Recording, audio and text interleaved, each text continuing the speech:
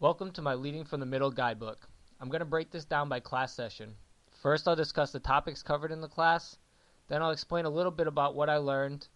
This will then be followed up by telling myself how I can apply it again in the future. In the first class, we talked about organizational design. I learned that most people spend the majority of their careers in the middle. That means that all experiences and knowledge gained from this class will be applicable for our entire working lives. In order to succeed in this position or to move up further in the organizations we work in, we need to manage across the silos created by these companies. How can I apply it? It's important to know where you are in the company. When starting a new job or position, it's important to map out your organizational structure. This will help me identify which silos I'm able to cross, who should I be communicating with, and how I can accomplish my goals efficiently. The next class we talked about organizational culture. I learned that every organization is going to have a unique culture. It's important to analyze the culture within the organization to understand how to act and lay the foundation for change. How can I apply it? I feel it's important to look at the culture on an ongoing basis. Using the pyramid as a guideline, I'll be able to identify any cultural shifts and adapt accordingly. Understanding my company's culture and acting consistent with that culture can increase my ability to influence others. I can shape my culture at work by using the following tools below and updating my user manual, which is available at the website at the bottom.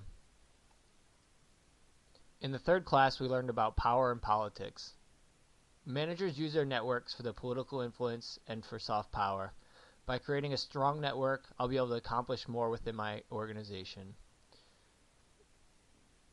The ways I can apply it are knowing where my green stars are in the organization and by positioning myself in such a way that I have access to these people. This can help with my development, diversify my network, and differentiate myself from other leaders that are leading from the middle. I can also try some 5-minute favor techniques, or I can try to eat out more and join them at lunchtime. This will help me build my personal network and become either a hub or broker for information. In the next class, we talked about creative problem solving. I learned that the most important aspect to solving a problem is identifying the right people with the right information and making sure they are involved in the decision-making process. Once this has been accomplished, we can begin our creative problem-solving methods. The ways that I can apply it is to know the difference between the advocacy and inquiry methods and which one to use in a given situation. Using the inquiry method when the circumstances shown below on the screen are present will be a good benefit for me. By doing this, I'll be able to create a better understanding for all parties, build better relationships, and most importantly, create stronger buy-in.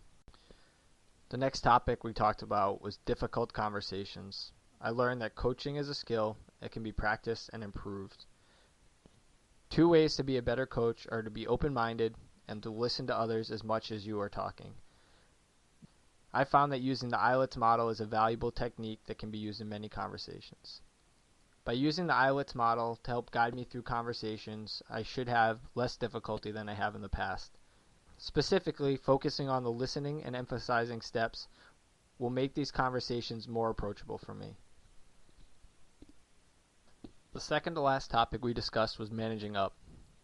I learned that asking your boss for feedback and what keeps them up at night will help you succeed at work. But not only are you asking them the questions, you're then taking this information and trying to make their lives easier. Additionally, you want to focus your efforts on leverage builders. I felt this picture would be helpful to remember in the future. It will serve as a reminder to reflect on the task you're doing day to day. Don't get lost in the whirlwind doing tasks that are time wasters. Review my options, think about what I can do to get rid of these tasks from my workload, and shift them over to the top right so that I can be recognized for the work that I'm doing. Finally, we discussed organizational and personal change. It's important to understand what type of change you're trying to achieve. Is it a reactive change and needs to be dealt with urgently, or is it a proactive change? This is important to understand so that I will be able to identify how I should act or talk in order to initiate this change. It's also very important to know what phase of change you're in so that you can play office politics correctly. I think the most critical element I took from this class that I can apply would be understanding that the level of adaptation everyone is at and what that means. Obviously, we don't get an alert every time we talk to someone letting us know they've reached the next level of adaptation. Therefore, it's critical that I'm able to analyze and interpret which stage the individuals I'm working with are in. By using the change phases chart shown, I can help myself understand what steps to take next to push my agenda forward.